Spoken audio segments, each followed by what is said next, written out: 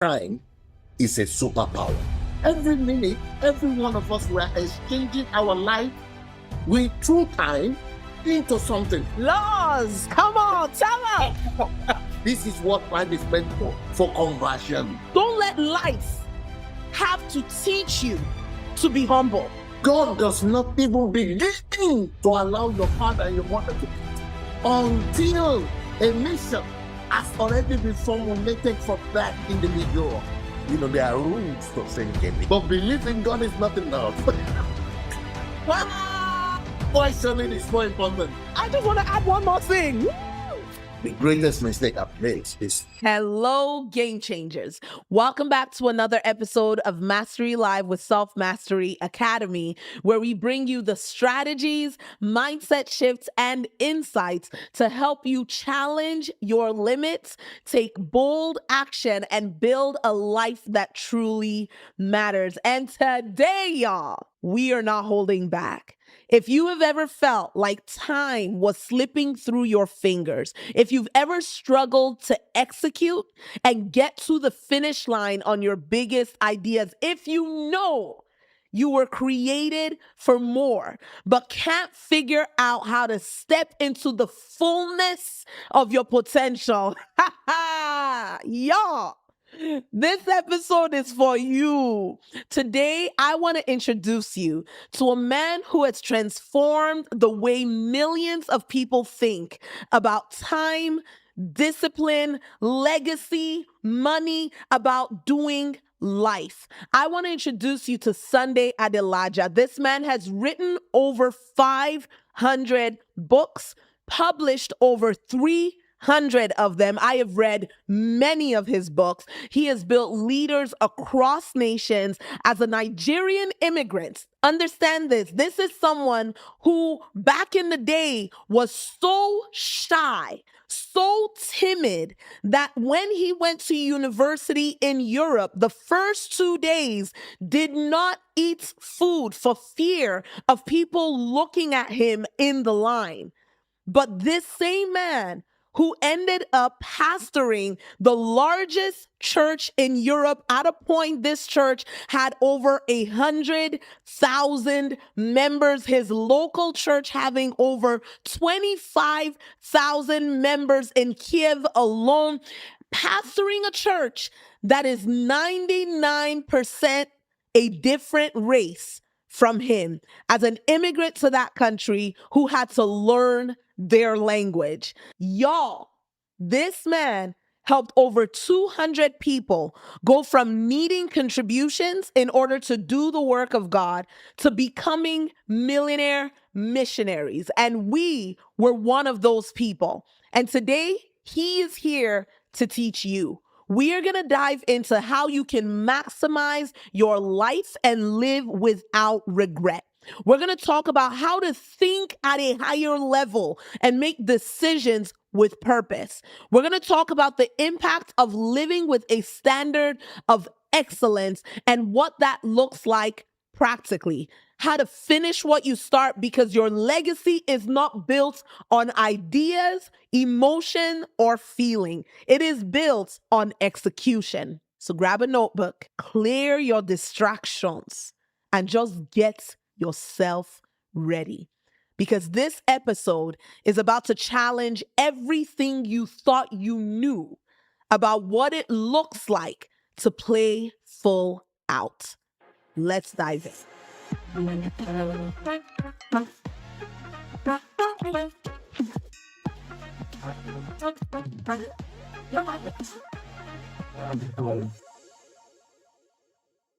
Welcome to Mastery Live with Self Mastery Academy. It is such an honor to have you here with us. Thank you. Thank you so very much, Chloe. I'm very proud of you and what you are doing. You're doing a great job. I'm proud of your team. And you are the new generation of Christians. Yes. Before now, Christians just used to believe God and pray and come to church and give their tithes and believe they are going to prosper. It doesn't work that way. And you are one of those people that is changing the narrative to really make us how God wants us to be. So I have I have so many questions for us today that I'm just like, God help us to get through all of them. But I want us to dive right in. One of the books that you've written that really marked me was called Time is Life. Your book, Time is Life. And in this book, you talked about how leaders aren't just, you talked about this fallacy where people think that the time that they live, they just live life, they just throw away their time. And in the book, I remember you said people who are intentional, people who lead, don't just measure their life. You know, people who set New Year's resolutions, they track themselves based on the year. And you said something that I remember shifted my paradigm, because you said leaders don't just measure themselves by the year. Leaders measure themselves by the month, by the week, by the day I was expecting. But then you said by the minute and by the second. What are we doing with our time? So I would love for you to just kick this off by sharing with us how you think about time and what you wish people knew about the way they use their time. Well, the most important thing that everybody ought to know is that time is a superpower. Superpower. Time, what makes time superpower is because time is your biggest resource. It's your biggest wealth. Now, money is riches, it's part of riches. And gold is part of riches. But when you talk about wealth, time is one. That is what makes it a superpower. Now, why is time your biggest resource? Listen closely. It is because it is from time that everything is created. Ooh, okay, no, unpack that. Time is the resource that created everything. Time is the raw material from which everything you see around you, including you, what was created. All of us are created out of time. Time is the material, the resource, the product from which everything comes from. That is why even God could not create the earth or the heavens without time. Yes.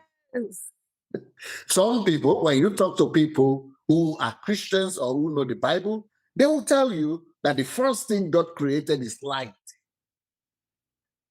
But then when you talk to people who are deeper in studying the scriptures, they will tell you something else. The first thing God created is not just light, because light is the beginning of the process. God was on a journey. When God said, let there be light, that was just the beginning of the process. It was heading somewhere.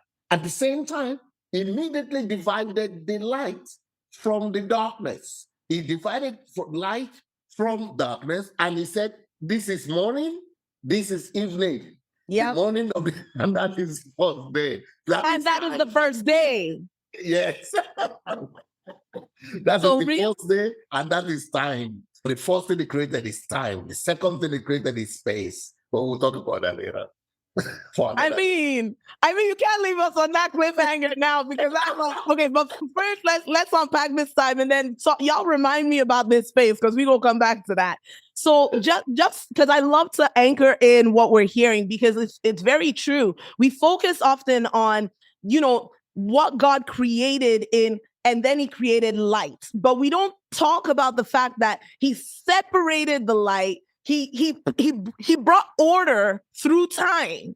He literally said, okay, this is day, this is night, this is the first day, and then on the next day, and this is the function under which we now operate. Now, but I want you to unpack more, because you said everything is created through time. So now you've explained how God himself set up time right when he was starting creation. Without God creating time first, there would not be anything else created. That is why after he finished creating time, he said this, and this is the first day. So after the first day, then from the next day, He said, let there be firmament and let there be. He separated the firmament, the heaven and the earth. He put things in place. It is only after there is day, then he could say the first day, the second day, the third day, and the seventh day. So it is out of that first day, out of the time, the cycle of time, the movement of time, the dynamism of time, that everything started coming from there. So the heavens evolved from there, the earth evolved from there, the trees evolved from there, everything else came out. So let's say I'm writing a book. Yeah. This book that you're seeing, it is not just paper. Everything that constitutes this book is a result of time. For example, it took me a week to write this book. When you are buying this book, when you pay for it, what you are paying for is the week that I spent it. And somebody will say, no, I'm not paying for the time, I'm paying for the knowledge. But even the knowledge that I put in this book, I got 10 times to get it.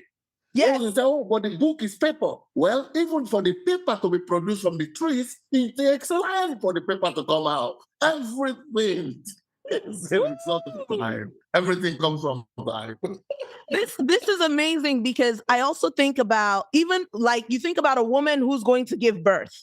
Yes, there's, the egg, the sperm, there's this process that happens, but it cannot happen without time. Like, if there is no time, there is no child. If there is no time, there is no production. Like, even the things that many of the people who watch our podcast, they're business owners, they're career professionals, like any value that you have to bring to the world, it actually took you time to gain that value. So when people are paying you, they're not just paying you, and I love what you just said, they're not just paying you for the time it even took you to package together what you're doing in that moment. They're also paying you for the time it took you to go and study the thing that got it in your brain for you to be able to package what you're bringing to them in the moment. Yep. Just like you said, you made a very good example right there about a child. Okay, let's talk about a child. There is no nation that you will go to on the surface of the earth where a woman will tell you, I got pregnant 9 weeks ago and I'm delivered of the baby. Right. It has to be 9 months. Yeah. And it's not just 9 months in Africa, because they are not sophisticated, they are not developed. Wherever you find us, it's the same time. It doesn't matter how sophisticated you are. It doesn't matter how developed you are. If you go anywhere, it is time that gives birth. Until it is 9 months, it is always 9 months. Now, but when it gets to after the child is born, another 9 months, you see that child beginning to crawl. You see that child beginning to sit. A certain time, it's always time. Everything is a product of time. Time is life, because the subtotal of who I am and who you are is time. That is why when somebody died, they said he died at 46, he died at 76, he died at 80. Your life, your totality of your life is the combination of all the time you have lived.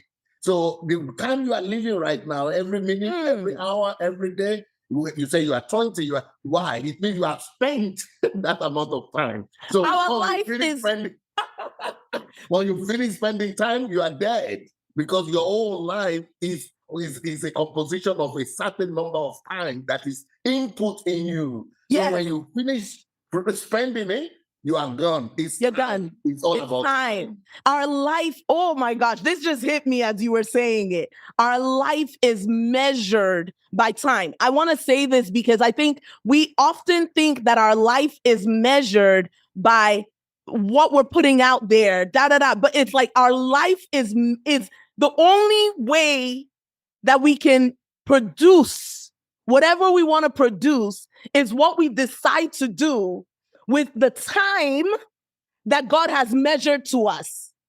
Yes. I hope y'all are hearing this. So when we talk about the importance of time then, because if our life is simply a function of what we did with that time, that's what I'm understanding you say right now. Our life is a function. So everybody gets whatever amount of time, and what you end up producing is a function of what you did, how you invested that time that you were given. Yes, the fact is that Okay, I'm looking at you now. But this is your body. Yes. Okay, we talk about life. Who is towing if this is just your body? Your towing is the life that is in this body. Yes. But how do I measure that life? I can't see. The issue is that the totality and the subtotal of who towing is what we call life. That life is made up of time. Yes. For example, right now, you are spending an hour or 2 hours here with me. Yes. You are spending this hour with me, and by the time this session is over, you will have what we call a recording, a video recording, audio recording. That audio recording or video recording that you have is what we call a product. So you've just got a product. Now, out of time. Out of time, y'all. That product is the fact that you had spent 2 hours of your life. That 2 hours of your life will never return back to you. You have just poured out an amount, a quantity of your life. But in your case, you have exchanged that 2 hours into a product. Woo! That is why you now have the video or the people that are remembering it. You've converted. So every minute, every one of us, we are exchanging our life with true time into something, either into nothing or into a product or into another life. You have just that 2 hours we're going to spend together. You have just poured out your life into another product, into something else, in another way. So your life is being transformed and is being multiplied that way.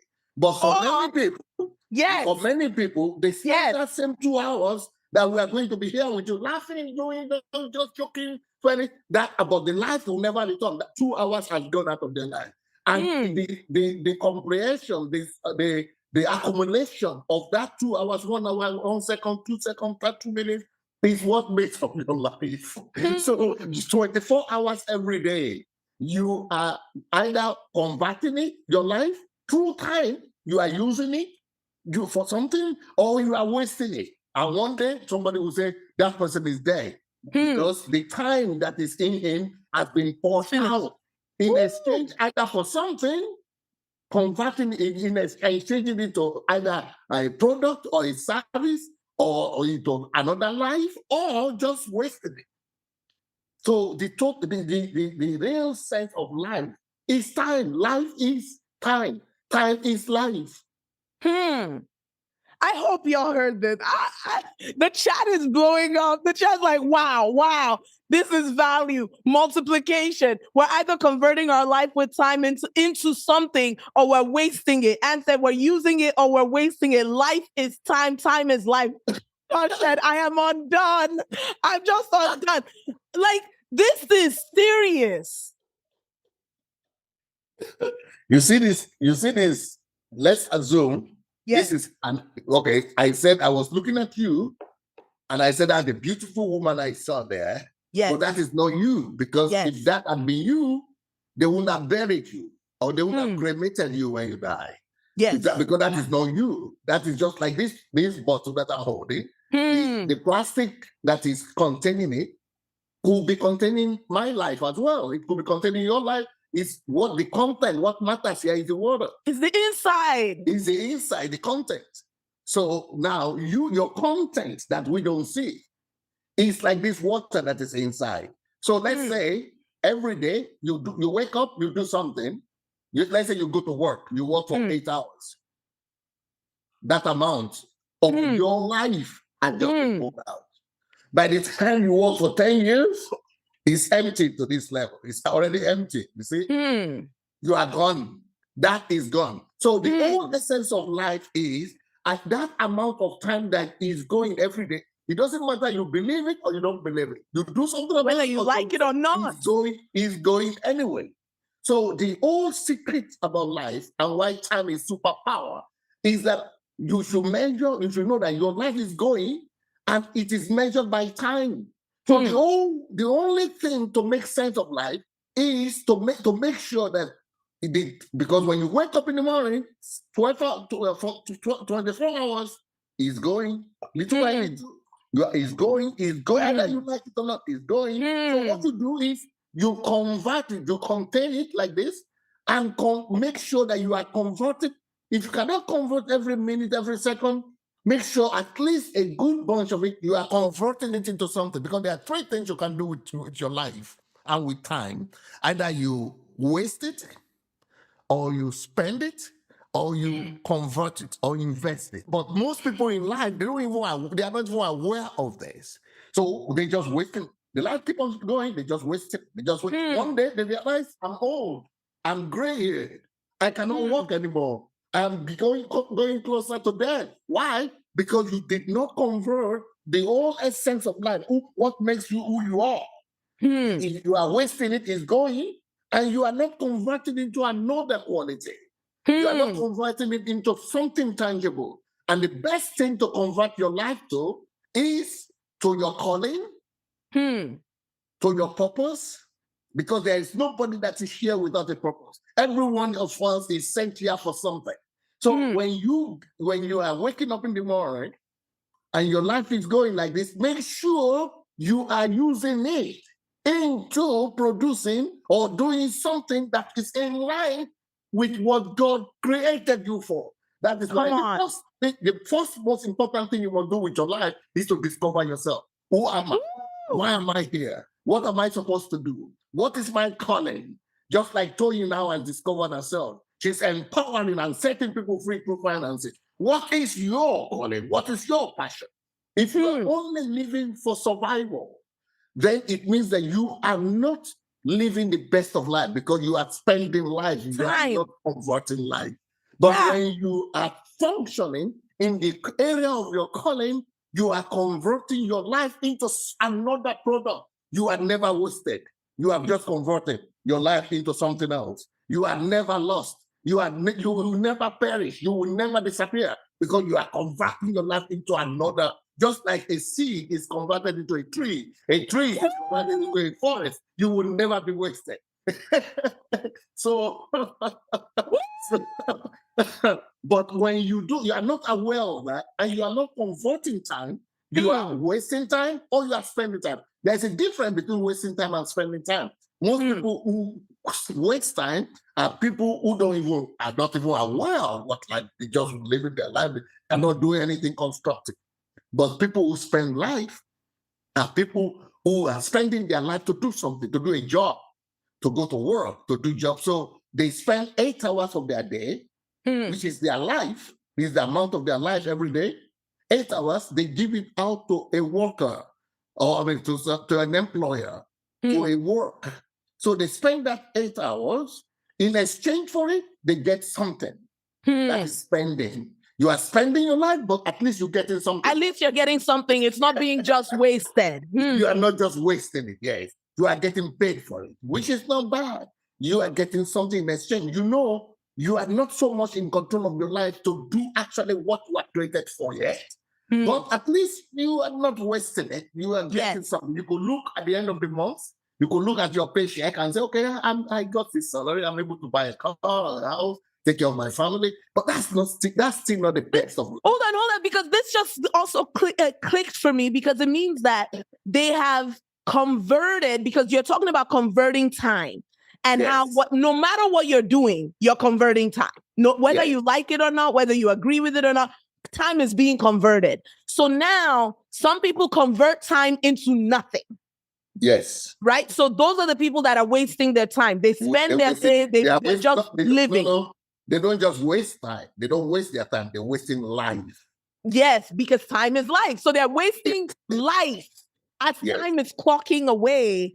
And now what you just highlighted are a second group where they're spending time. So what just came to my mind is we exchange time for money, just money. Yeah. And whether you run a business, because this is important, not just for those of you who work in a job context, but even if you run a business, you have to think to yourself. You said at the end of the month, you look and you say, what did I produce with this time? And many of us have produced things that are finished. Like by the time it's there, it's done, it's forgotten, it's over. There's wasting time, there's spending time. Please, Explain And to us. then there is there is conversion of your life. It's just like saying, like you now, what you are doing, you've got a group of people, you gather together, you have just spent 2 hours today, maybe some other times, maybe every day, you do something, and you are spending time to write your articles, to write the teachings, to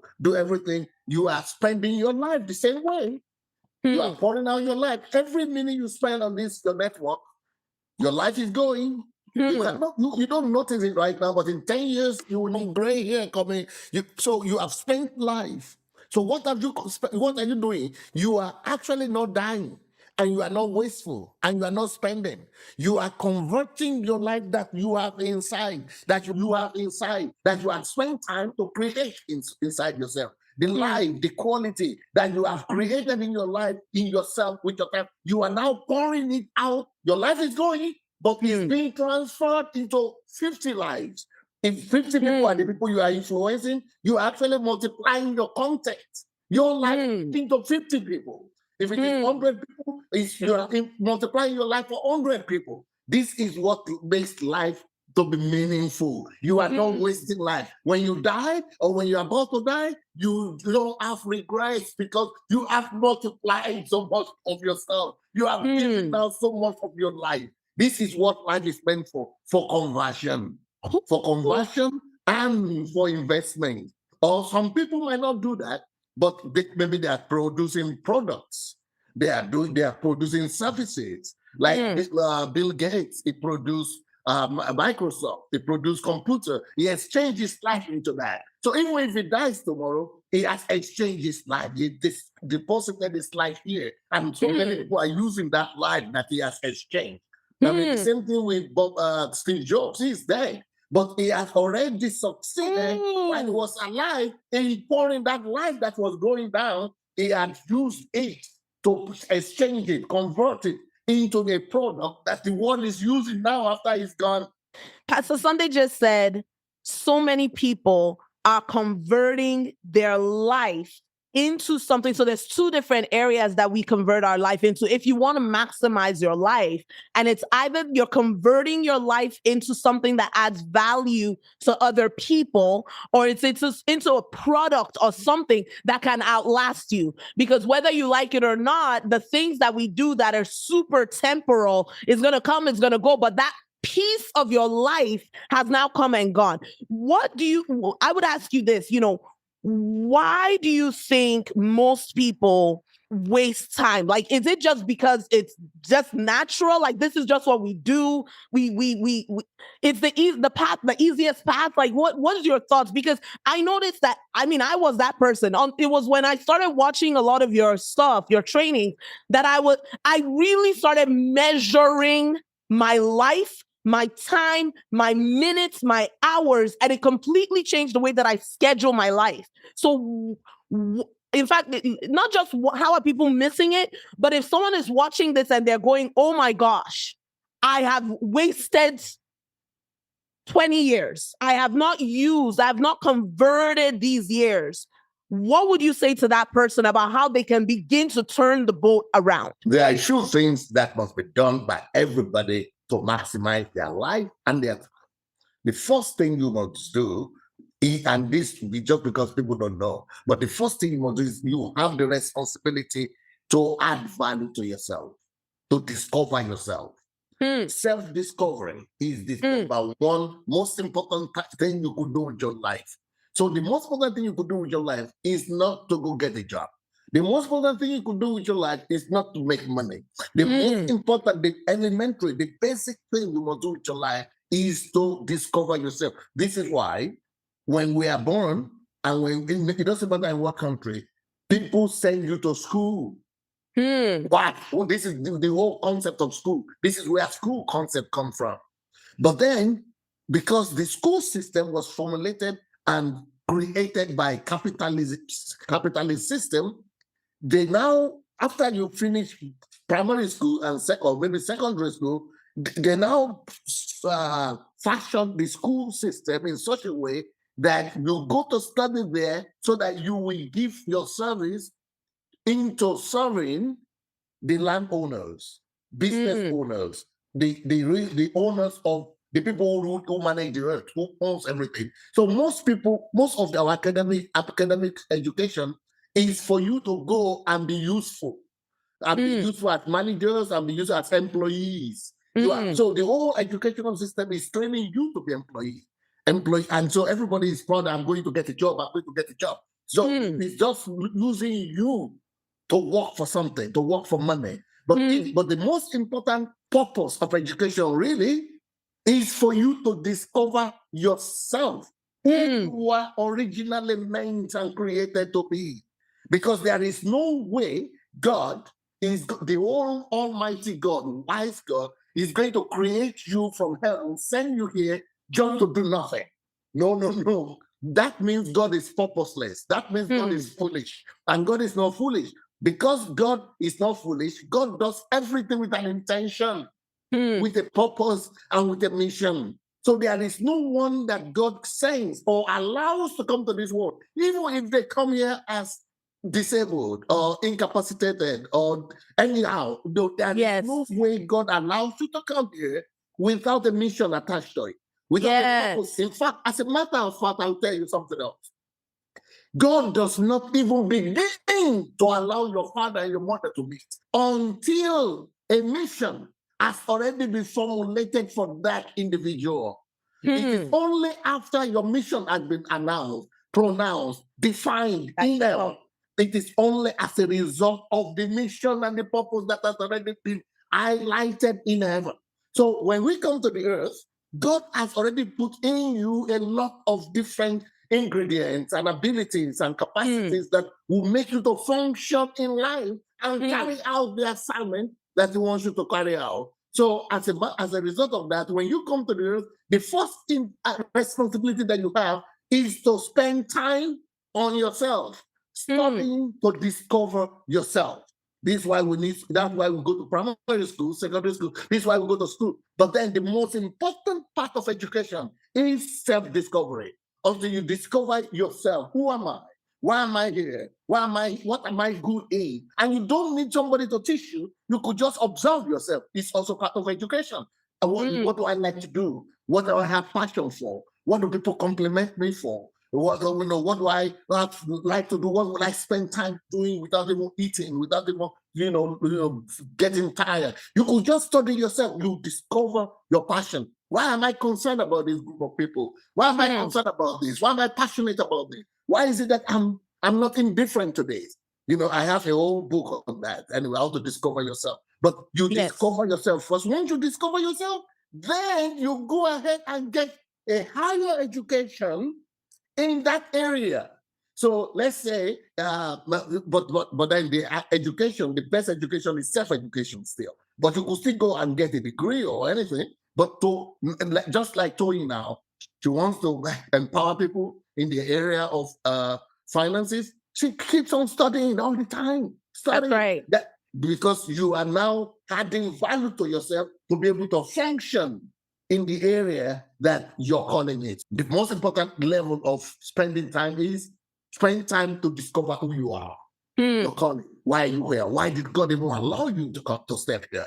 That's number one. Number two, after you finish discovering who you are, your calling, then you go to another level, which is adding value to yourself, to sharpen that yourself, area, to polish yourself, to get knowledge, to be able to function in that area of your calling. You must be able to empower yourself to be able to, that also takes time. So you are converting the time that is wasted that you are releasing every day into value added to yourself. You are converting that time into discovering yourself. That's number two. You discover yourself, you add value to yourself, you perfect your skills. Then later on, you go from there into either in the area of your calling, either into creating a product, creating some services, or maybe raising up other people, raising up people, pouring yourself into people, wherever you think that God is leading you to do. Those are the most important things you want to do with your life and your time. Okay. Y'all. Okay. We have, there's so much for me to unpack here. I'm just like, God help us. So the first thing, I'm going to just take all three of those things, right? So I'm sure people have been in the chat. People have been just blowing up all the emojis, all the fire emojis, the mind-blown emojis. That's some good nuggets. Spend time on yourself. After you finish, all the notes, they're there. But there's three steps. The first step is knowing what you're called to do. And by the way, Pastor Sunday has a book called Discover Your Calling. So if you're confused, you're like, I don't know, go get that book. Yeah, the title is Who Am I? Why Am I Here? Who am I? Why am I here? Who am I? Why am I here? The second thing I want to say is if you're listening to the podcast, you're watching the video, this is the first one you've seen, watch the video we did the last episode, because we also talked about the lifeline exercise, guys. And do you guys who are live in the room, y'all remember the lifeline exercise that he talked about? That was what he was saying was the same thing. Review your life. See what have I done? What are my propensities? And that, so go back, do the lifeline exercise. But what I want y'all to do, because we're gonna take it up, is I want you to, when you do the lifeline exercise that we talked about in the episode just before this episode, now I want you to re-listen, rewind what Pastor Sunday, the questions that just came out of his mouth, because he was just talking, but there were specific questions that he just listed that you want to pause the video, re-listen to it again and again, and now put those questions inside of the lifeline activity that we talked about last time. So that's the first thing I want to say about that activity, because I do not want us to miss this nugget. Number two is he talked about not only do you discover what it is, but then you now pursue higher education. And Pastor Sunday, I just want to explain something, because sometimes when we hear the words higher education, immediately we think higher education means a degree, what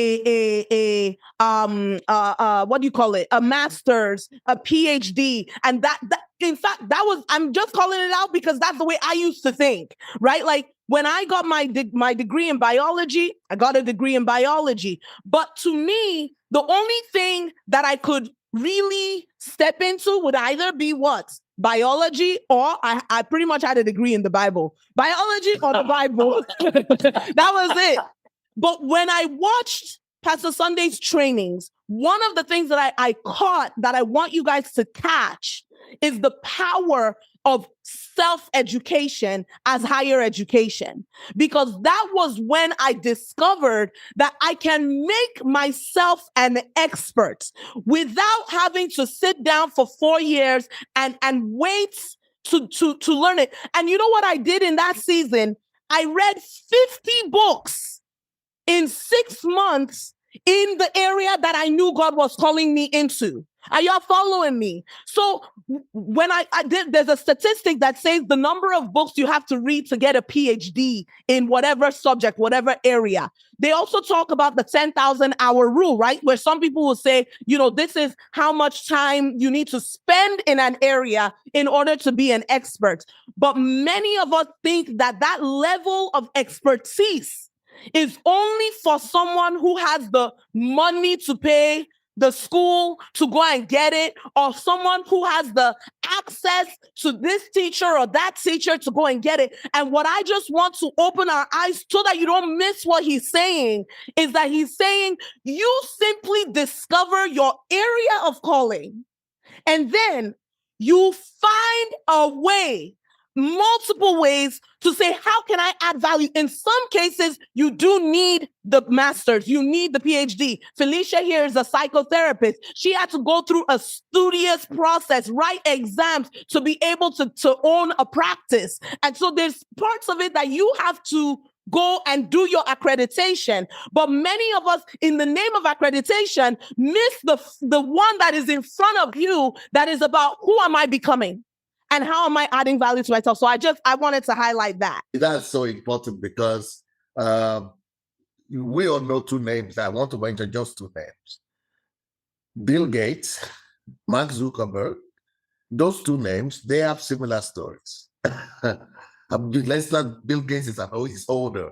So when he got there, he discovered that he has passion for computers. And that is not what he went there to study. Then he discovered Both of them are dropouts. They dropped out of school because Yeah. after 1 year in university, he discovered that, no, I have passion for something else. He never went to get any degree afterwards, but Yeah. he started studying by himself on his own. Yes. And look what he had become, what he did with his life. Same thing with Zuckerberg. He went to school, but he didn't study what he wanted to study. In the Ivy League, he just went to the garage of his grandfather. And from that garage, they got the knowledge they needed. Just studying and practicing. And this is how they got their own higher education. Not by in a school. The school didn't give them because they were studying just to get a degree. But when you discover who you needed to be, who you are called to be, that is when you target and streamline your education in that line. You look for that particular knowledge that's going to be beneficial to you, to your calling, and what will help you to fulfill that calling. That is the real knowledge that will get you. Some people get, from that university, and from that year set of Bill Gates and Mark Zuckerberg, nobody remembers anybody, only them. Because they are able to discover themselves and sought for the knowledge they needed to function in converting their lives into what God intended that they will become from heaven. Okay, so I don't want any of our listeners to attend this and waste time, because we're talking about maximizing our lives, maximizing our time, right? So there's something, Pastor Sunday, that you, I believe, are truly one of the world experts in. The focus of our Self-Mastery Academy is helping people think better, execute faster, get results. And when we talk about self-education, the quality that you begin to multiply with depends on the way that you think. Because I found that it's the way that we think that determines the decisions that we make, determines the way that we implement what we're learning. It's the way that we think that produces. So my question for you, because you are truly one of the most strategic thinkers I know, every time I ask you deep questions, you answer from an angle I wasn't even thinking about. What is your process around thinking? How do you train your brain to think better, not just think more? Some of us are overthinkers, but we're not thinking with quality around the subject that we're trying to unpack. Oh, there are rules to thinking. Thinking is not just, when you are not taught, when you don't know, when you are not, nobody taught you, you just think that thinking is just usually just normal. It's just like thinking. Thinking is thinking. That it happens automatically. But no, thinking is, it has some laws guiding it. There are laws into thinking. There are things that you need to consider when you are thinking. There are components of thinking. First of all, for you to be able to think properly, you must have intellectual humility.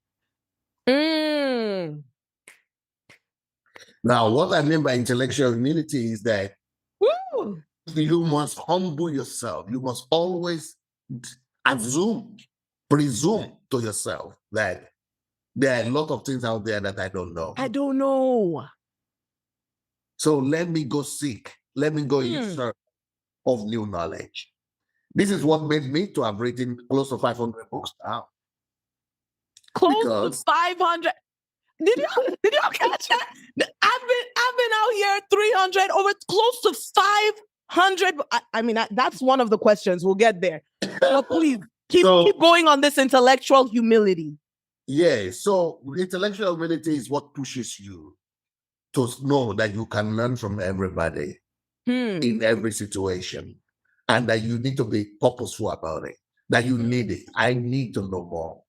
That's number one. I know that I don't know anything. That is it. Then number two component that you need to have is intellectual courage. So the intellectual courage is what pushes you to say, okay, you to overcome your laziness, basically. Laziness to stretch yourself, and laziness to go in pursuit of sitting down, discipline yourself to sit down and keep on getting those knowledge. That is Pause. Pastor Sunday, I have to say something right here. I want y'all to hear what he just said, because when we went to Ukraine, so we were living in our basement apartment. We were learning from Pastor Sunday, and we determined, like, if this man's wisdom has helped these people become millionaires, we're going to become millionaires. So after we had our first $1 million year, I emailed Pastor Sunday out of nowhere. He did not know me from Adam. And I was like, I just want to come to Ukraine to see you face to face and say thank you. And he was like, come on over. And they were like family. His whole family just welcomed us there. But I can't forget when we were in Ukraine, there was one thing you said, and every day, this is part of why I wanted Pastor Sunday on this podcast, because every single day, this man manages. You guys heard the size of the church he was managing. He had people coming in, going out. The house itself was like a 60 different apartment units house. Like, it was just wild.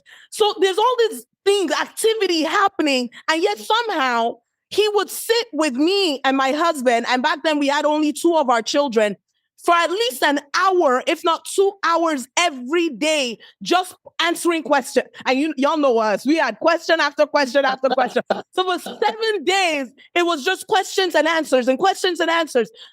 And of all the 7 days, there was one thing you said that I could not forget. There's a couple of them, but this was one of them. And it goes with what you just said. Because one day you started talking and you said, so many people are willing to be hardworking physically with their body. They're willing to go and apply themselves and busy themselves. But you said most people are lazy in their thinking. So we're hardworking in our activity, but we're lazy when it comes to sitting down and studying how to think. And I remember it was the inspiration that you gave me in that moment, that I sat down and I wrote but now that I think about it, I wrote a book outline. I didn't produce the book. And now I'm already being jazzed, because I wrote this whole book outline on the art of thinking and how we think and how we can produce through our thoughts. But please, I didn't want you to go quickly over this.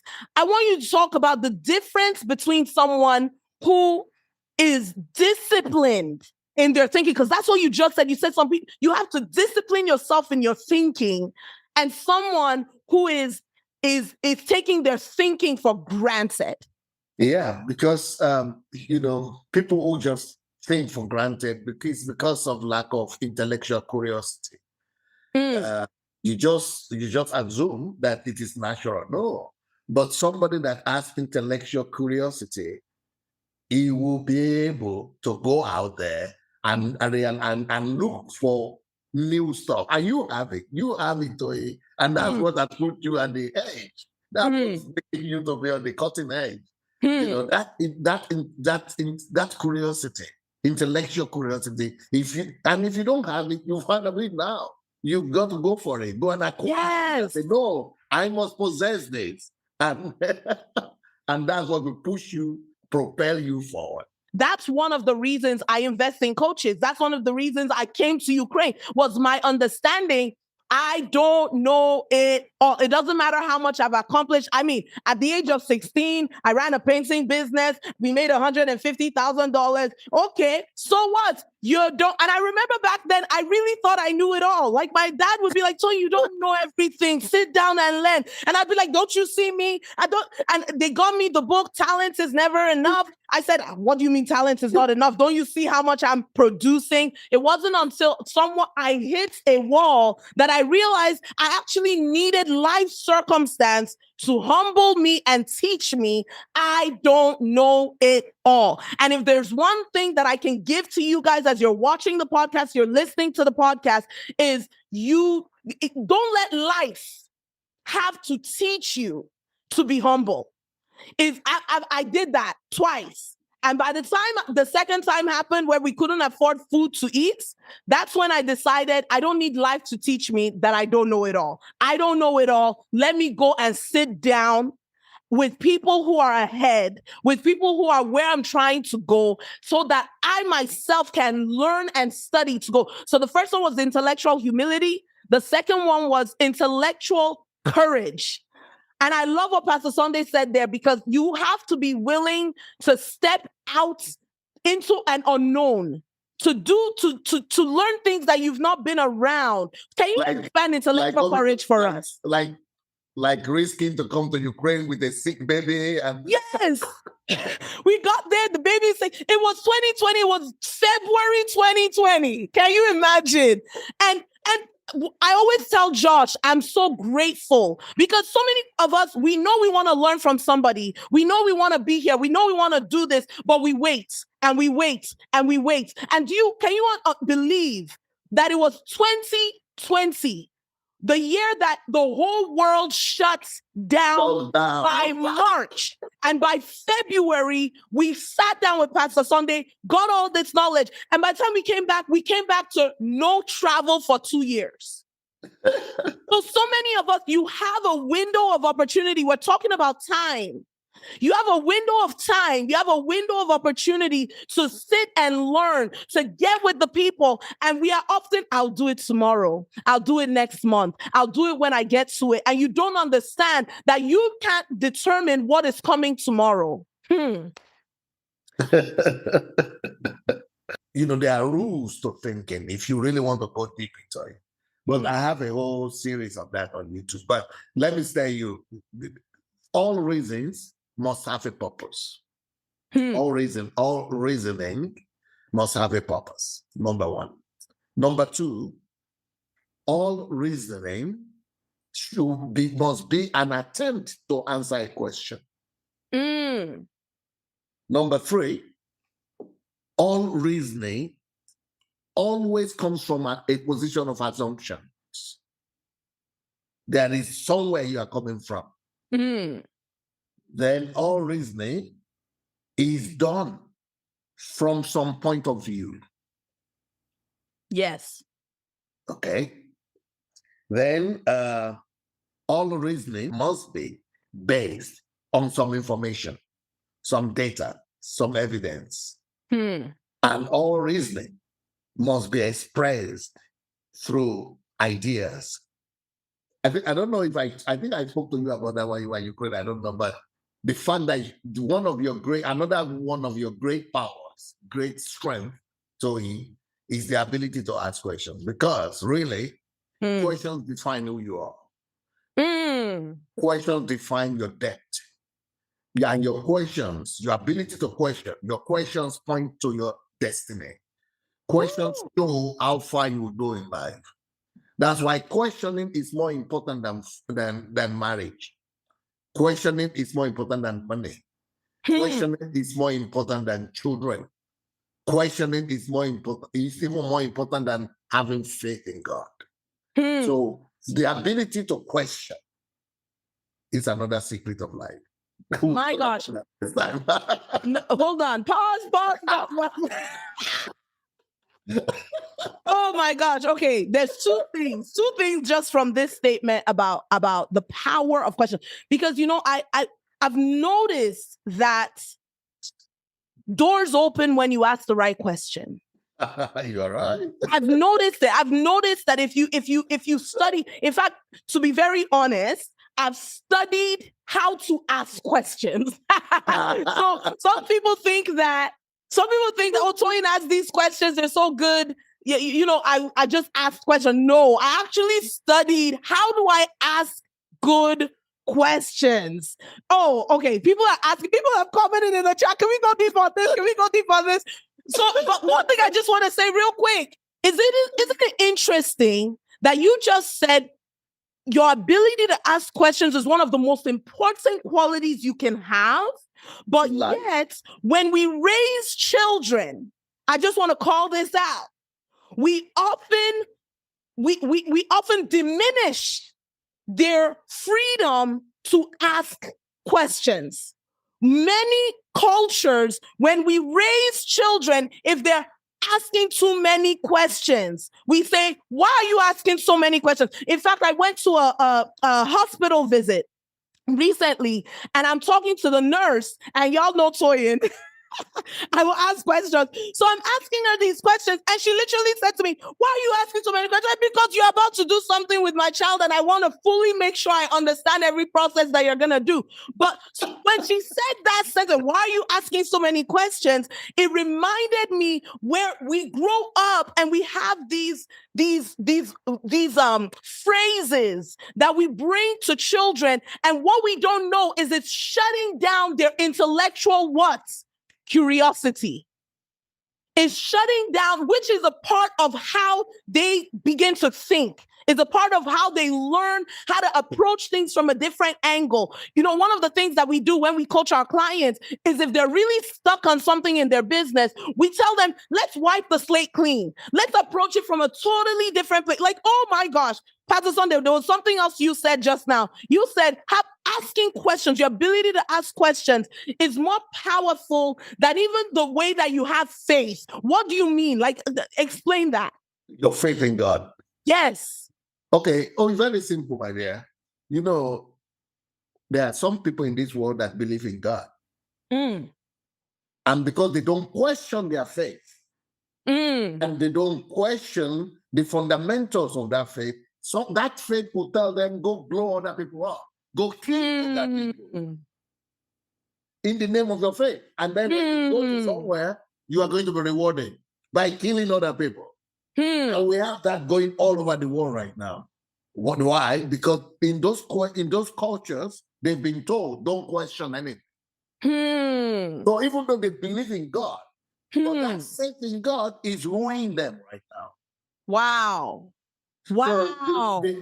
So questioning is more important than believing God. Or, for example, when I went to Africa, I've seen in Africa, even videos are on the internet, when a pastor will tell church members to go eat grass. Yes. Or to go do some stupid stuff, bring it. Yes. Or, you know, they believe in God.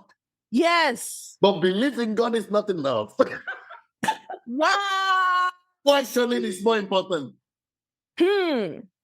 Because if you are true. Because if you question, you think. My gosh. Oh my gosh. Okay. I needed to ask you this next question. This is a question that I've really been thinking about. This question is for me, but I know everyone's gonna learn. Okay. Pastor Sunday. If anyone watches your videos, if anyone's listening to this podcast, they're watching this video, they would say, this man is extremely gifted and was born with a different ability to think, to articulate, to communicate, this personality. And so my question for you is, how did you get here? Like, have you always been this dynamic, this articulate? Like, please help us. Do you have to be gifted like this to function the way that you function? 500 books. Like, how did you get here? Well, I will say I was born in a village in Nigeria. You could say it's a hamlet where there were less than 50 houses, maybe 40 houses. I never spoke English until I left Nigeria at 19. Oh, wow. At 19? Yes. Wow. Because I thought you spoke English there, at least because we speak English in parts of Nigeria. So this is news. Please keep going. What happened was that because I was growing up in the... My gosh. Nobody spoke English around. You always spoke Yoruba. But in my own place, to speak Yoruba is as good as speaking English, because normally we speak Ijebu. So when they tell you don't speak vernacular, that means don't speak Ijebu. Speak Yoruba. But whereas people like other people who are in town, when they tell them don't speak vernacular, it means don't speak in Yoruba. Yoruba speak English. So even though I was going to primary school, I went to primary school and secondary school in Nigeria, where you must study English. But English language was a class, was a subject. But when they teach you in that class, that is the end of English. So I never really spoke to anyone until I left the country. So even though I could study the subject, I studied something I knew in my mind, but I never spoke it. Yeah. So it's like French in Canada. We all had French class. It doesn't mean you know how to speak French. But then later on, something happened to me in because I was so afraid that if I go to Europe and I was afraid that everybody is going to beat me to it, because I was saying, just a little boy from this village, I must work hard. But my sister helped me.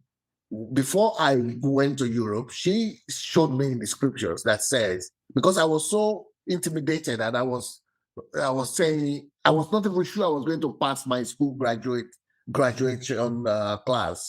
They used to call it WAEC back in Africa, in Nigeria. So that's like graduating exams from high school. And she told me, look, let me show you something. She showed me a scripture in Deuteronomy 28, verse 13, that says, and she showed me verse 1, 2, 3, that says, if you diligently obey this word, and then he said, verse 13, it will make you the head and not the tail. I will make you the head, not the tail. I will make you the first and not the last. I said, what? I said, no, this is probably talking to the Jews. She said, but where is it written there that is Jews? She said, whosoever, if you will diligently follow these, anybody, if you, I said, what? Does God even know I exist in this village? I was this is only for white men, white people. This is only for Europeans. It cannot be for me in this village. But let me just say this. Funny enough, when many years after, right now in Ukraine, you know what people think? What? People say, Pastor, something God can only use. This guy could only be like this because he's a black man. God loves them so much. Wow. I used to think only white people God could use to do great things. But wow, it is because we are black. We white people cannot do this. Only black people. Wow. God has turned the table. So what I discovered, my greatest discovery is this. I could create myself. I could recreate myself. I never knew that was possible. Because I couldn't talk, I was timid, I was fearful. I was so timid to the extent that when I got to Europe and everybody needed to go to the canteen or to the restaurant, to the cafeteria, student restaurant. So we were all there. I would not eat for 2 days. I was not bold enough to stand up so that everybody would be looking at me as I pick the tray and I go pick food. I was thinking the whole eyes of the student would be on me. I was so intimidated. I would not even eat. And if somebody brings food to me, I will not eat in the hall. I'll take it to the room or to the corner where nobody is there so that I could eat. I thought this is how bad things were. In the class, the teacher points at me and says, "Will you answer that question?" I will stand up to answer. And before I open my mouth, I begin to cry and shake and panic. I can't believe it. My greatest discovery is that I could actually recreate myself, repackage myself. I could create myself. I could formulate the kind of person I want to be. I could actually create myself from the scratch. And I challenge anybody right now that is there, whoever you are, no matter how good you are or how bad you are right now, that is not your ultimate. You could sit down and make a list of the best qualities that you want to have in life. and making another list of the weakest qualities that you don't like in yourself.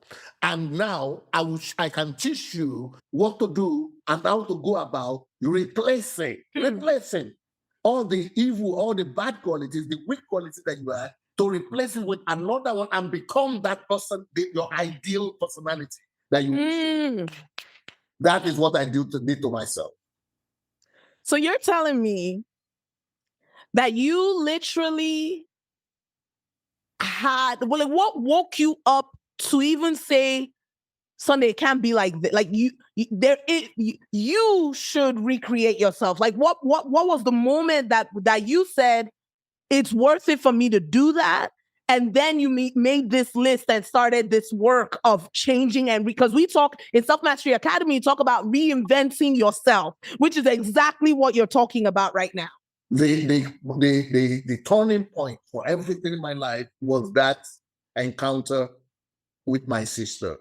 When she said, look at that scripture, he said, you could be the head. And when she said you could be the head, my mind went to all the top guys in my class. Because at that point, if I will ever become, my dream was one day God to help me to become in the first 10 position in my class. Because I was always in the last three. In the last three. Just for those of you who are not Nigerian, let me explain this, okay? Because here in Canada and the USA, you have like grades, okay? When I went to school in Nigeria, and it's not by just your grades. Yes, you get your score, but what's more important than your grade was your position. And so there's the first three, there's the last three, there's the top 10. So that's what it's referred to, is it was always in the last three. And it was like, at least I don't even need to get to the first three. I need to get to the top 10. Just so y'all know, this was a serious thing. This is what you check when you do your exams. So this is the scripture that says, I will not just be in the first 10 or in the first three. He said you will be the head and not the tail. You will be the number one. You will be the first and not the last. It never came to my mind that I thought people who are born, who are always first, were born to become like this. This was my belief before. I thought God gave them, that is their own gift. God gave birth to them this way. God created intellectual people, and he created other people who are not so intellectual. God created people who are smart, and he created other people who are not so smart. So I'm not in that category of people who are smart. This is what wow. But that scripture says I said it's for the white people. He said, where is it written? No, it's not written for the white. Right. He said it's I said it's for the Jews. He said, where is it? It's not written for. So then I began to think, it's not just enough for me to pray, because if I pray and it doesn't happen, I'm going to shame God. I don't want to shame God. So I need to work hard so that this scripture also becomes truth in my life too. I began to work from there. Then I discovered that no, it's actually possible to remake myself. So do you mean to say, Pastor Sunday, I'm going to ask you this. Do you mean to say that you actually took notes of qualities, the weakest qualities that you had? For example, being that level of timid. To say, how do I go from being this timid to being someone who is bold and courageous? Yes, I have a whole list of questions. I've developed it into a teaching. Maybe I will write a book on it one day. Write a book on it, because we're getting it. Woo! I've developed what kind of questions to ask yourself to be able to remake yourself. Yes. But one of the things that really helped me one day was that I was in school, in university in Europe, and I discovered that I was so tiny. I was so tiny like this. But all the guys who are popular, they were looking muscular, and they were looking all right. They were looking, tall or good looking. But I was not. And I said, but what about if I join these guys who go to gym? Go to work out. I began to work out, and I began to discover that, wow, I could be muscular myself. The same thing. When I did that physically, I discovered I could do the same thing in every area. before, you are talking about me writing 300 or 500 books. Before, at this point, when I came to you, I was thinking, somebody wanted me to speak for 15 minutes. I didn't sleep overnight. I was saying, what would I be saying for 15 minutes? By God. Yeah, like, where would the words come from? What would But now I can write 10,000 words Right. in a day. Right. Because I made myself to become someone of quality, someone of substance. I agree with you, because I actually remember there was a time where when I just started coaching, and I remember I had to do a training, and I was so stressed about it. Like, what am I going to say? How am I going to say? How am I going to structure it? And I remember those days I would spend hours thinking and writing, and what else? What can I add? And today my problem is I say too much. Like, I've been running a training and we're there for 5 hours, 6 hours. Annie's messaging me like, Toya, come on, girl. Nobody is going anywhere. You got to stop. And so I agree, because I remember in the beginning, it was impossible for me to have enough to say for an hour that was not me just quoting scripture and preaching. Like, if it was to preach, I could preach. But outside of preaching, I had nothing else to say. But it's the value, it's the conversion. Can we just go back to what we said in the beginning? It's the way you convert time to add value to yourself in these specific areas that actually gives you how you are able to now have impact on others. Please recommend this book to your people. It's taught how to become great through time conversion. This is everything I've spoken about today, not about time conversion, everything. This is the book on it. How to become great through time conversion. You've written over 500 books, sir. Most of us, not all published yet. Not all published, but there's at least 300 of them that have been published. Yes, that are published already. Yes. Most people in their life don't finish writing one book. What is your process for finishing what you start? Well, first of all, if we're talking about a book, you don't just write it. I would not advise anybody to just write the book because of you are in the wind of the moment. Mm-hmm. What I will advise, for me personally, I always get a message that I want to convey. Yes. That I want to pass across. It's not just that I want to know. But so if I don't, there is no way I will not finish, because I have a message. I have a passion that I want to pass across. I have a message here. So if I could get it, that there is a reason why I'm doing. So if this is my message that I want to pass across, my heart is beating for that message. And that is the passion that pushes me to write. And when I finish writing, I must finish writing, because if I don't finish writing, I will not be able to pass that across. The message, yes. So it is important for you not just to write book because you want to write book, but let there be a burden that pushes you to do it. Okay, I want to open up the floor. So we have a tie for the top of our leaderboard. I'll ask Olga's question. The question that she had is, what tip or advice can you give on how to integrate harmony between your professional, your spiritual, and your personal life? Because one thing that I love about, and just to say, like, his family, I spent at least an hour talking with his daughter. Back then, she was 17 years old. 17 years old. Can I tell y'all, I pulled up my notebook. The way she was dropping, I was looking at her going, you're 17? And I'm there taking notes like, oh my gosh, thank you. So there's a way that you guys have structured your family. And then spiritually, I mean, you do the retreats, you pray. Like, how do you incorporate every single part of your life to function in the way that you do? Yes, you've got to have boundaries. You don't just live your life like let it going like a free flow. No, make sure you have boundaries. So, for example, work is work.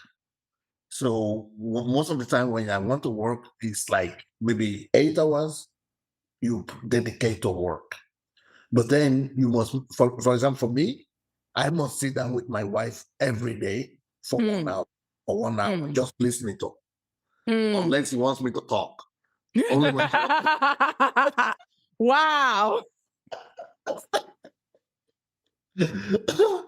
Then with the children, when they were growing up, I also had to spend, it's intentional. I've got to spend 45 to 60 minutes with them. But not playing now. This is to inculcate into them values. Yeah, so we ask questions, but we have a topic. So we take a topic, maybe this topic of time, and we take a material and read a chapter on time. Everybody read, and then tell me what they get. This is how that girl was so smart. Had so much knowledge. Like I was shocked. I thought it was gonna be like a casual conversation. And by the time she started talking, I was like, there is something inside of you. Let's go. Because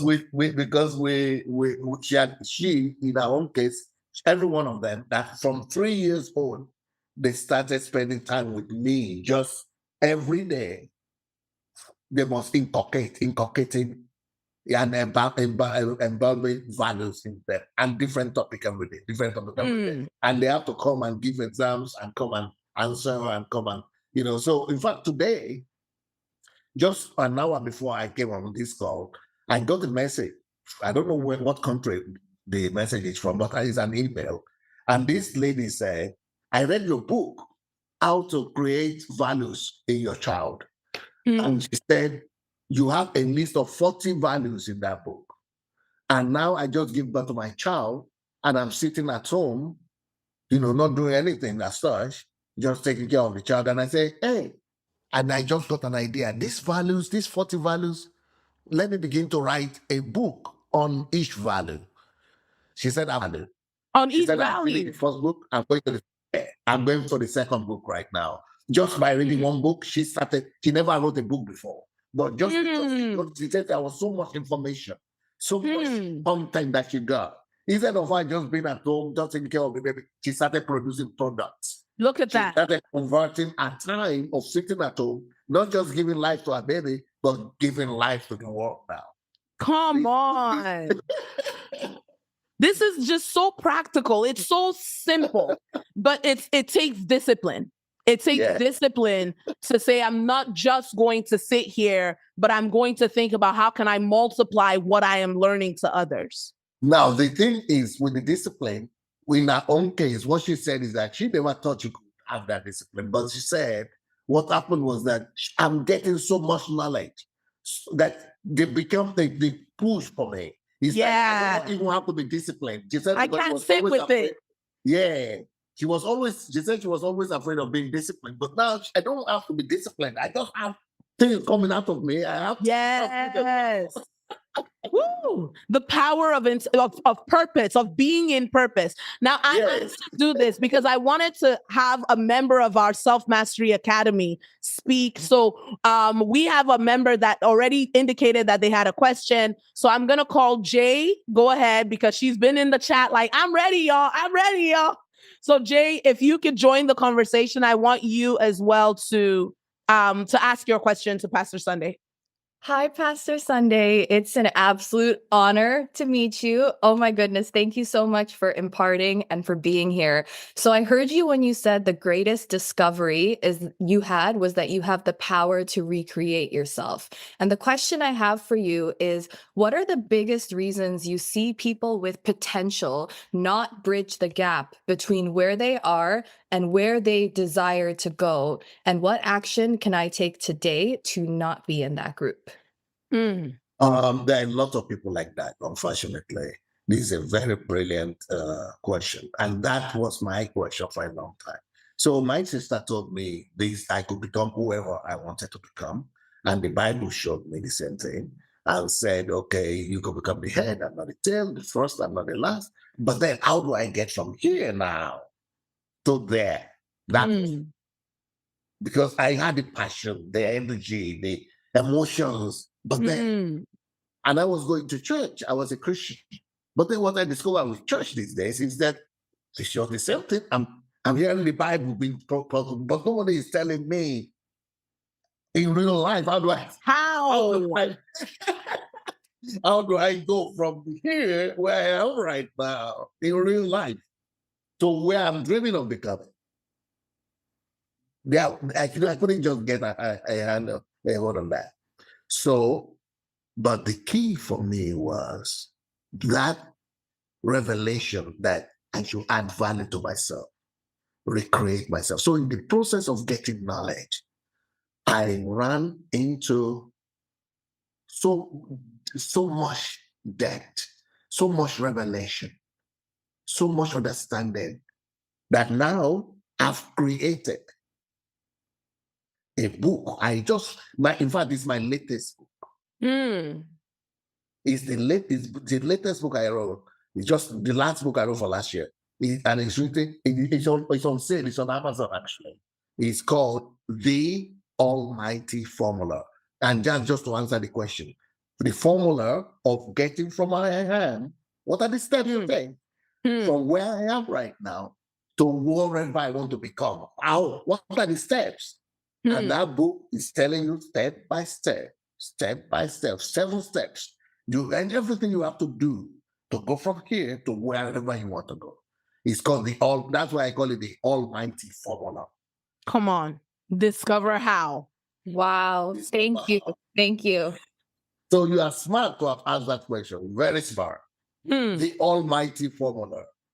The reason I call it formula is because you cannot miss it here. Because I've suffered from people giving motivation. Encouraging you motivation. No, I need formula. And That's formula right. is 1 + 1 = 2.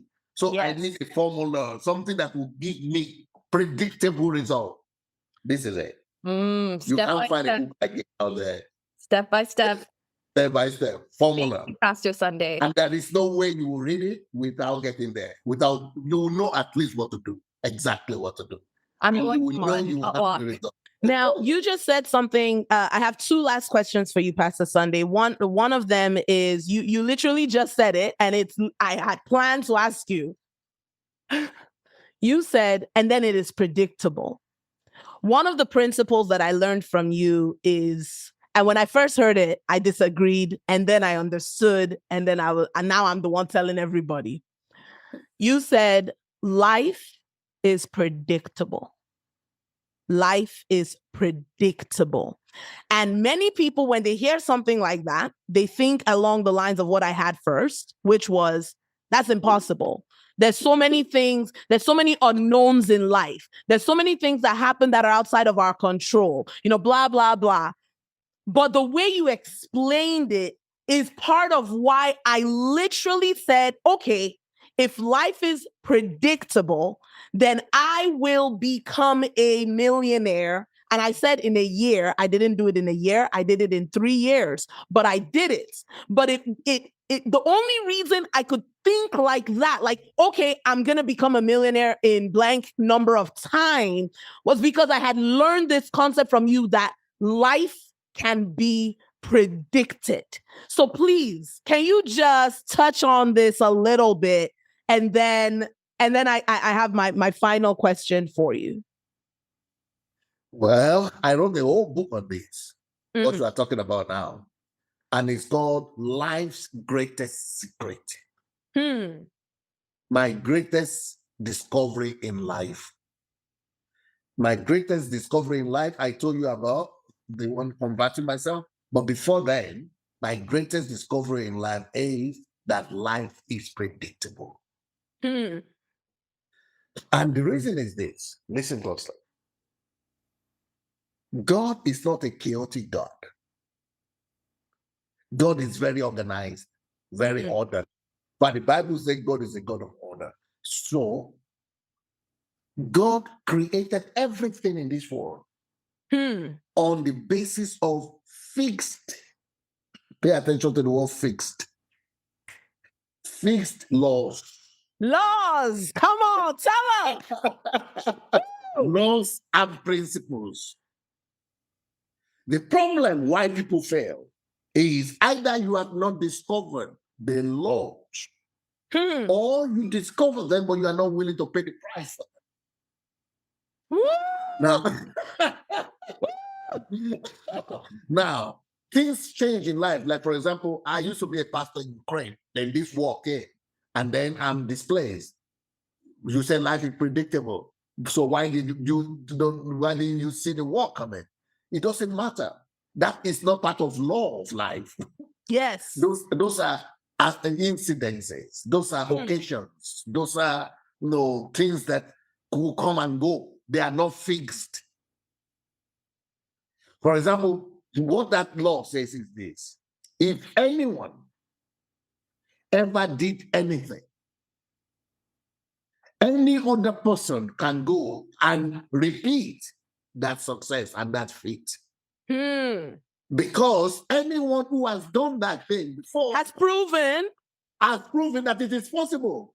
Yes. And if it is possible for one, it means there are hidden laws and principles behind the person doing it. If you will discover those laws and principles, you will be able to do the same thing. If anyone ever became a millionaire, yes, it means it is possible. And if it's a human being, it means it follows some steps, it walked through some laws. If you will discover those laws and you have the discipline to follow through, you'll be able to become a millionaire as well. It's that simple. It's that it really, when you say it's that simple, I wish we could reach out through this video, through the audio, and just hold you by the shoulder, those of y'all who are watching this, and literally say it's that simple. What Pastor Sunday just said, if someone has done it, I remember, I'm telling you guys, this is the stuff that changed my life.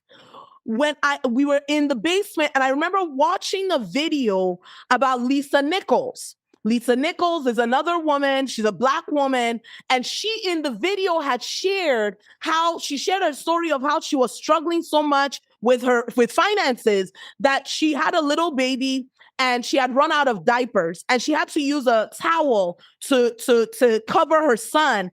And in that moment, she said to her son, "We will never be this poor again."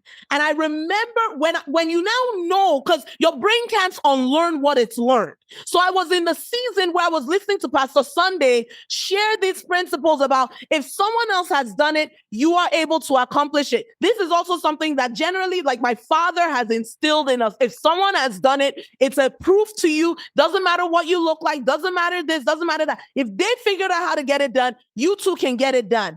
And I remember when I saw this woman say, I made a decision that I would become a millionaire. And she did. She's multi-millionaire. She runs one of the largest coaching companies across America, had immense impact on millions of people. But she started with a baby that she couldn't buy a diaper for. And I was watching this video, literally tears streaming down my face because we were in a basement apartment that we couldn't buy food. And we had my first baby. I'm going to mess up my makeup. We had my first baby who was 6 months old. And I remember back then we were talking to each other saying, thank God we don't have to buy food for the baby because the baby is nursing with me. And I remember just watching her video and saying, if she can do it, then I can do it. If she can get where she's gotten, then I can get where I'm destined to go, where I'm planning on being. But it wasn't just the emotion. What Pastor Sunday just said, I don't want y'all to miss this.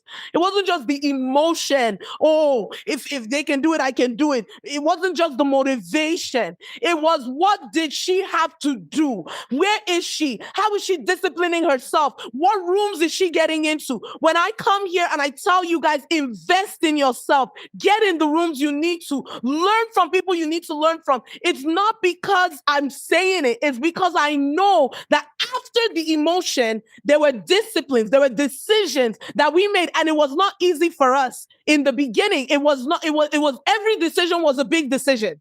Are we going to invest in that? How can we do that? How will we figure it out? Every decision was a big decision. Traveling to Ukraine was a big decision, but I've learned that there are laws, just like what Pastor Sunday has said. There are laws for growth. There are laws for money.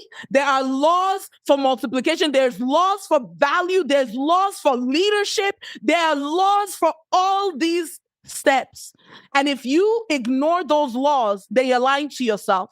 You're telling yourself you want change. You don't really want change. And not just so you have to recognize there are laws, but then you have to be disciplined enough to say, let me go study that law and let me apply or function inside of that law. So we don't come on earth and go, I'm going to ignore gravity, because whether you like gravity or not, gravity applies to you just like it applies to other people. It's not whether you're Christian or not. It's not whether you're whatever religion you are. Laws are laws. They apply to everyone.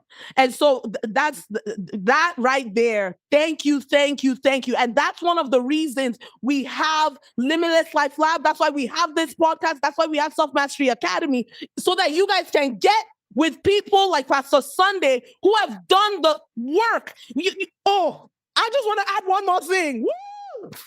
Because Pastor Sunday talked about time is life.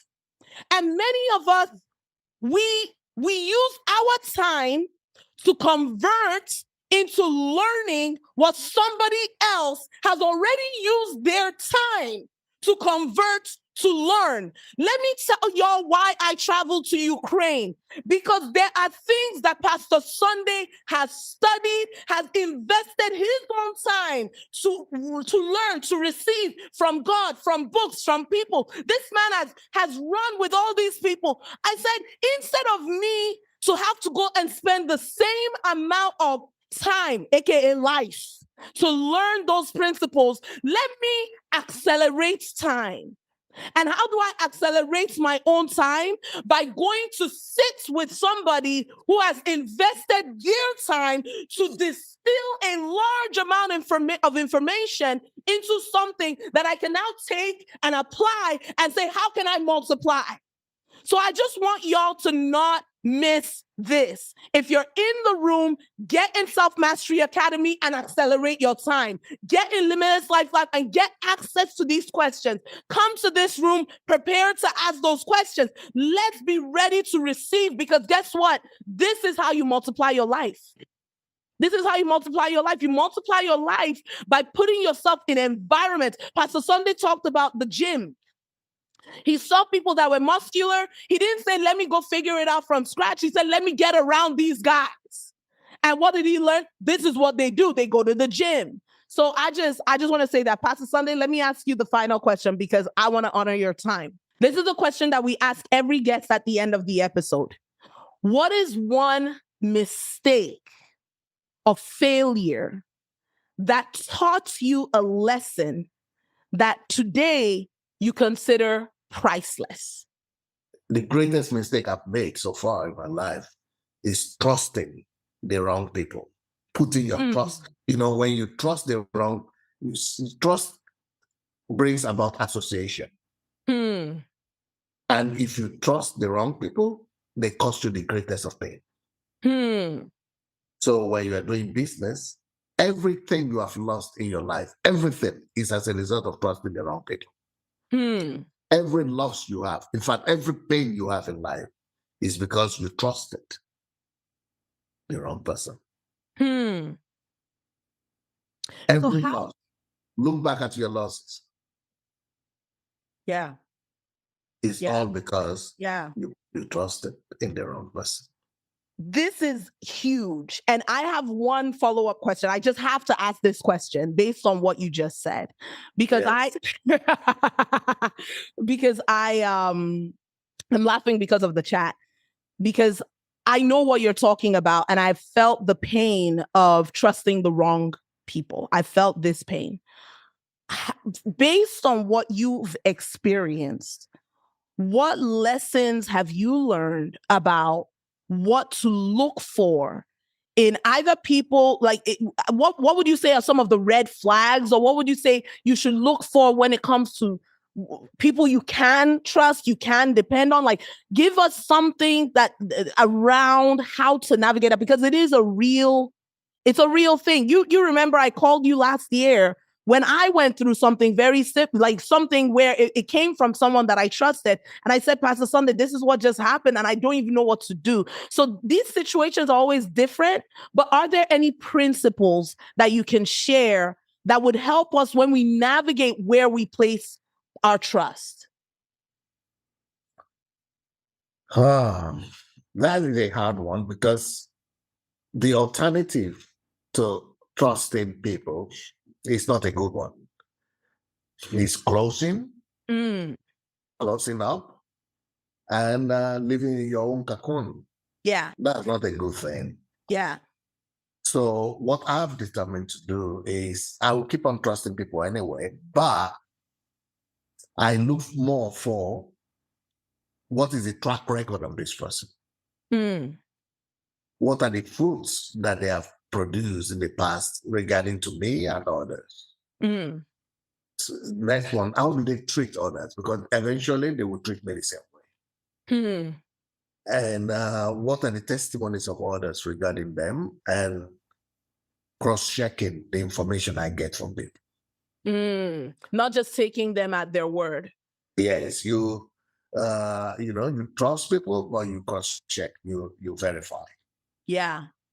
This is powerful. This has been an incredible, incredible time, Pastor Sunday. We are so grateful for you pouring out 2 hours of your life into not just those of us that are here live, but those of us that are listening on the podcast. Look at that. Like literally all of us have spent time. But one thing I know is that this time that we just spent is time that has been invested into transformation. I just want to say a big thank you for taking the time and for honoring our invitation. It meant so much when you responded and said, absolutely, Toyin, let's go. Thank you, Pastor Sunday.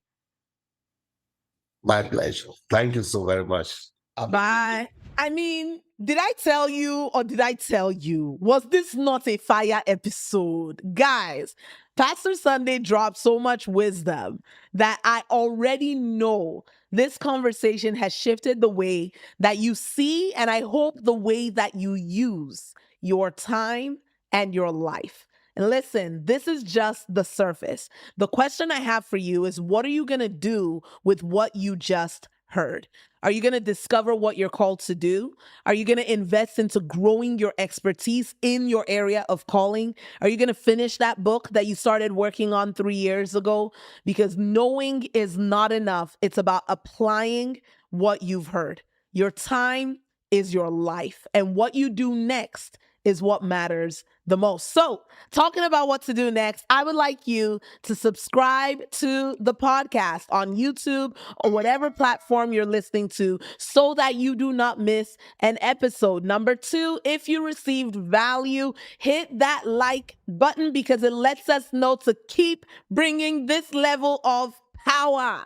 Leave a review so that other game changers are also aware of what is happening up in here. But most importantly, share this episode with someone that you want to see win in life, in work, and in their impact. And if you want to take it further, then join us in the Limitless Life Lab and be in the room with us live when we record these conversations. That's where you get to ask world-class leaders your own questions and get exclusive access to behind the scenes coaching. Visit mylimitlesslife.ca. And one more thing, if you want to get paid to share your expertise on stages, you want to get paid to speak, then you need to join us at the next Get Paid to Speak workshop. Visit getpaidtospeak.ca to grab your spot.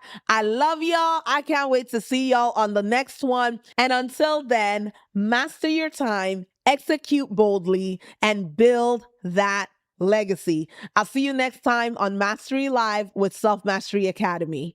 Peace.